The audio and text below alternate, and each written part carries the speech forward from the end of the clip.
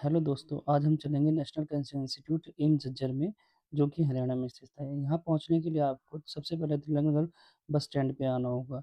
Tilak Nagar bus stand पे आने के बाद आपको यहाँ से 827 बस को पकड़ना होगा, जो कि सीधा दरौला बॉर्डर तक जाती है। इसके अलावा आप मेट्रो से भी जा सकते हैं, जो कि इसका सबसे नज़दीकी मेट्रो स्टेशन है, वो ढांसा स्टैंड मेट्रो स्टेशन है।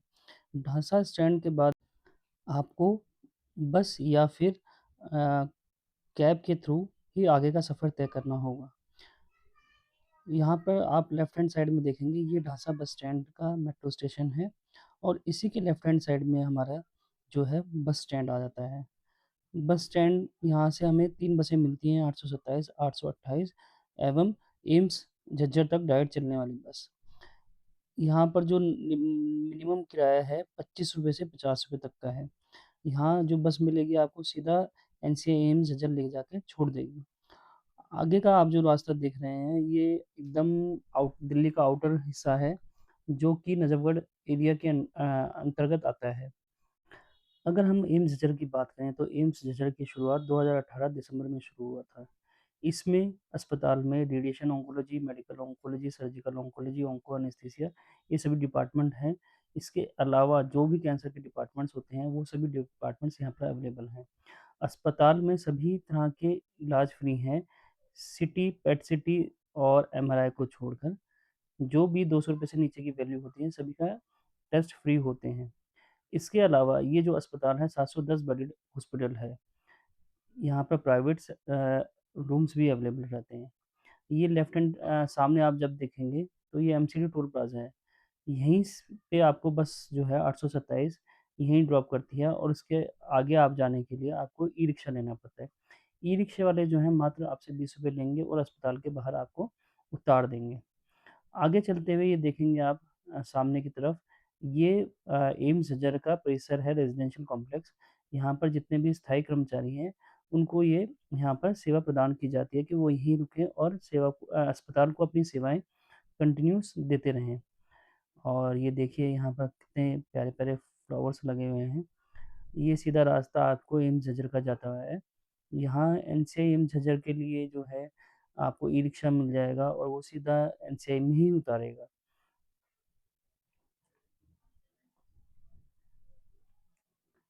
ये मेरे राइट हैंड साइड में जो गाड़ी निकल रही है, आप राइट हैंड साइड में देखेंगे तो ये मेन गेट है रेज़िडेंशियल कॉम्प्लेक्स का और ये जो रेज़िडेंशियल कॉम्प्लेक्स है बहुत ही साफ़-सुथरा है, अच्छा है।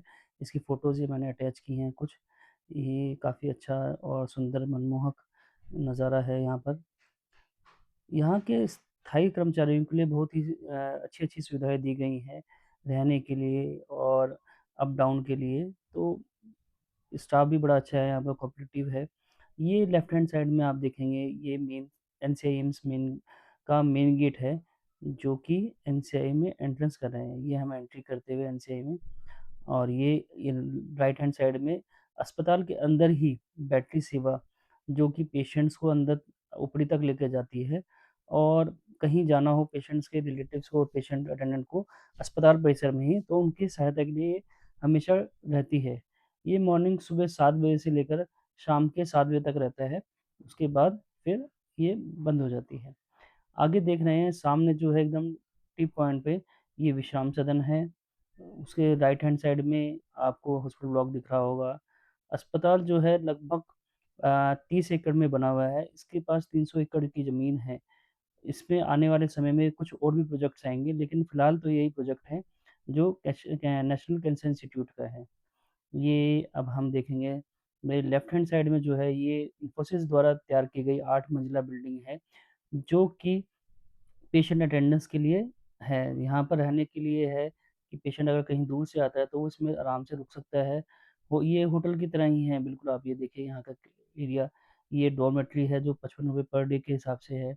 रूम्स हैं ₹600 एसी और नॉन एसी और ये प्राइवेट रूम्स हैं।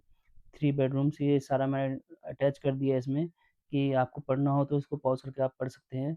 ये आपका डॉर्मेट्री है बेड्स, ये ऊपर 1 और 2 इसके अलावा आप देखेंगे ये है डबल बेड शेयरिंग का, इसका ₹600 चार्जेज़ रहता है। अब आगे हम चलते हैं, ये हॉस्पिटल ब्लॉक आ गया है लेफ्ट हैंड साइड में मेरे पास एसबीआई बैंक है और उसके आगे चलते ही एक कैंसर इमरजेंसी है। किसी भी पेशेंट को कैंसर इमरजेंसी हो तो वो कैंसर में लेकर आ सकता है, लेकिन सिर्फ़ और सिर्फ़ एनसीआई एम्स का रजिस्टर्ड पेशेंट ही हो, क्योंकि इसके अलावा वो नहीं लेते। आप ये गलती ना करें कि पेशेंट को डायरेक्ट लें, अगर ला भी रहे हैं तो ओपीडी में आके दिखाइए। ओपीडी की टाइमिंग जो होती है हमारी 9 से सुबह और शाम के 5 बजे तक रहती है, लेकिन स्क्रीनिंग टाइम का मेन टाइम जो रहता है 9 से 11 बजे के बीच में रहता है। ये सामने आप मेरे ओपीडी बिल्डिंग देख रहे हैं, ये ओपीडी बिल्डिंग है, 4 मंजिला इमारत है। इसमें ग्राउंड फ्लोर पे जो है हमारा सारा जैसे काउंटर वगैरह है, ये ओपीडी ब्लॉक आ गया है हमारा। अंदर चलते हैं हम ओपीडी ब्लॉक के। आप देखेंगे कितना ही साफ-सुथरा इंस्टीट्यूट है ये। अंदर चलते ही ये सारा सेंट्रलाइज़्ड एसी है यहाँ पर। ये एंट्रेंस करते ही पेशेंट वेटिंग एरिया है सामने और आप देखेंगे पेशेंट वेटिंग एरिया के साथ-साथ ये जो लेफ्ट हैंड साइड में आप देख रहे हैं ये काउंटर है पीसीसी का। ये एंट्रेंस देखिए आप कितना क्लीन एंड क्लियर है। सामने जो देख रहे हैं आप पेशेंट केयर हेल्प डेस्क है, जहाँ पर किसी भी पेशेंट को कोई भी सहायता चाहिए होती है तो वहाँ पर प्रोवाइड की जाती है। व्हील चेयर्स देखिए कितने साफ-सुथरे हैं। ये सारा पूरा 360 डिग्री में मैं आपको दिखाने की कोशिश कर रहा हूँ। यहाँ पर व्हील चेयर वगैरह इश्यू की जाती हैं। सामने जो है ये दोबारा अगेन पेशेंट हेल्प डेस्क, यहाँ पर आपको कोई भी जानकारी चाहिए तो आप आके ले सकते हैं। किसी भी तरह की जानकारी, यहाँ पर सभी तरह की जानकारी आपको प्रोवाइड कर दी जाती है। आगे जो है ये है मेरा रजिस्ट्रेशन काउंटर, यहाँ पर रजिस्ट्रेशन होता है प्लस आगे आप देखेंगे तो यहाँ पर सैंपल कलेक्शन एरिया है, जो कि पेशेंट के ब्लड सैंपल्स लिए जाते हैं। ब्लड सैंपल की जो टाइमिंग है लगभग 4 घंटे से 8 घंटे के अंदर-अंदर पेशेंट की रिपोर्ट्स उनको दे दी जाती है और कई बार और भी कम टाइम लगता है, बट ये है कि आप 4 से 8 घंटे का वेटिंग पीरियड मानिए ही मानिए कि आपको उसी सेम डे आप ले सकते हैं। ये है हमारी स्क्रीनिंग ओपीडी। यहाँ पर जो भी पेशेंट सबसे पहले आते हैं, मतलब आप कहीं किसी भी अस्पताल से रेफ़र होकर आएँ, तो आपको सबसे पहले स्क्रीनिंग ही ओपीडी में आना होगा। तो उसके अलावा ये सामने आप कैफेटेरिया देख रहे हैं और ये पूरा 360 व्यू में मेन बात ये है कि आप जब भी आएँ, अस्पताल में फर्स्ट टाइम आ रहे हैं, तो आप स्क्रीनिंग ओपीडी में आएँ और पेशेंट को वहीं आके आप सबसे पहले दिखाना है और वहीं से आपको डिसाइड होगा कि आपका कौन-सा डिपार्टमेंट में पेशेंट जाएगा। अब हम आ गए हैं फर्स्ट फ्लोर पे, ये पीसीसी हेल्प डेस्क है, मे आई हेल्प यू का और ये हम ओपीडी का अंदर का दिखा रहे हैं फर्स्ट फ्लोर पे। यहाँ पेशेंट वेटिंग एरिया आ गया और आगे जो है डॉक्टर कंसल्टेंट एरिया है, डॉक्टर्स बैठते हैं, एसआर्स, जेआर्स और सीनियर कंसल्टेंट। तो ये सारा ऑन्को एनेस्थीसिया का है। ये आप देखेंगे लेफ्ट हैंड साइड में और ये पेशेंट्स बैठे हैं, पेशेंट दिखा रहे हैं। यहाँ पर भी नंबरिंग सिस्टम है, पेशेंट की एमटीएस वगैरह रहते हैं, आप अपना नंबर लिखवाइए, ऐसा नहीं है कि हाँ, कोई भी आया, कोई भी चला गया। ये हम नीचे जा रहे हैं आरटी बेसमेंट की तरफ, RT basement radiation therapy department. RT basement में ये आ गया radiation therapy. Radiation therapy mostly patients के लिए प्रेफ़र की जाती है medical oncology, radiation oncology, surgical oncology. अगर डॉक्टर रिकमेंड करता है तो आपको यहाँ रेडिएशन ऑन्कोलॉजी में आना होगा।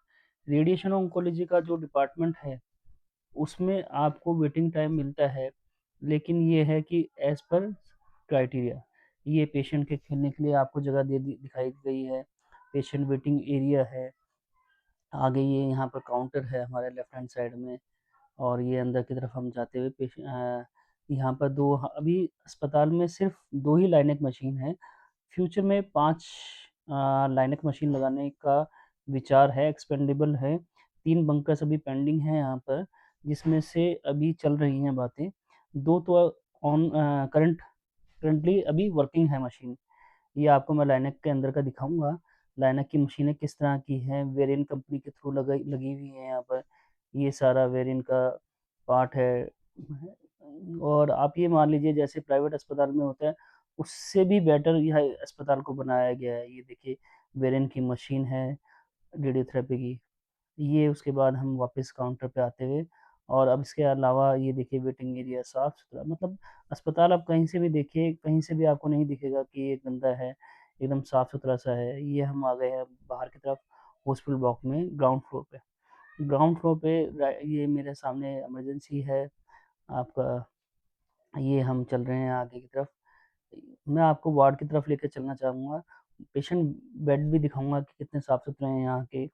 ये आगे चल रहे हैं हम, ये लेफ्ट हैंड साइड में मेरे जो है ये कैंसर इमरजेंसी है।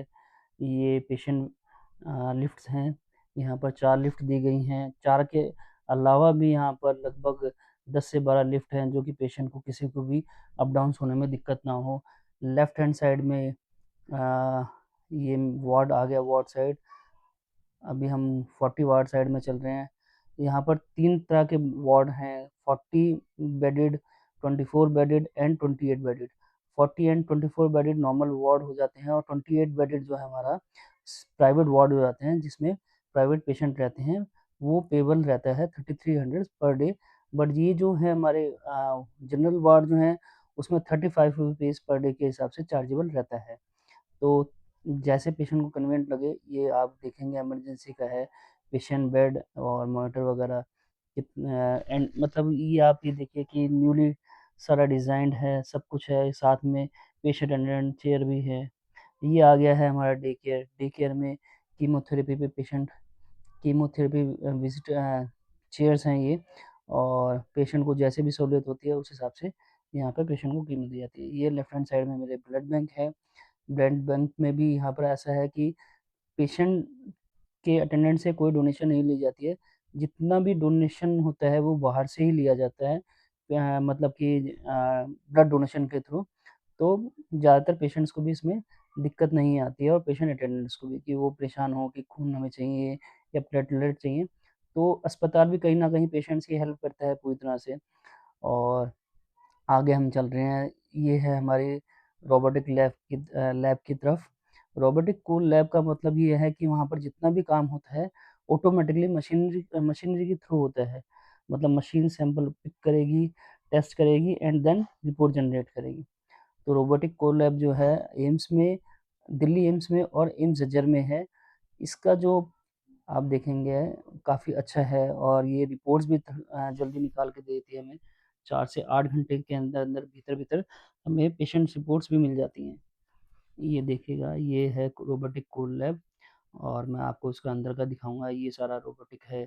कोल लैब ये आपका चैनल्स हैं, जहाँ पे पेशेंट सैंपल पिक करके मशीन के थ्रू इसमें चलता है और यहाँ पर सैंपल रन होता है। आपको रन होते हुए भी सैंपल दिख जाएँगे। Thank you for watching and please like and subscribe for more knowledge. Thank you.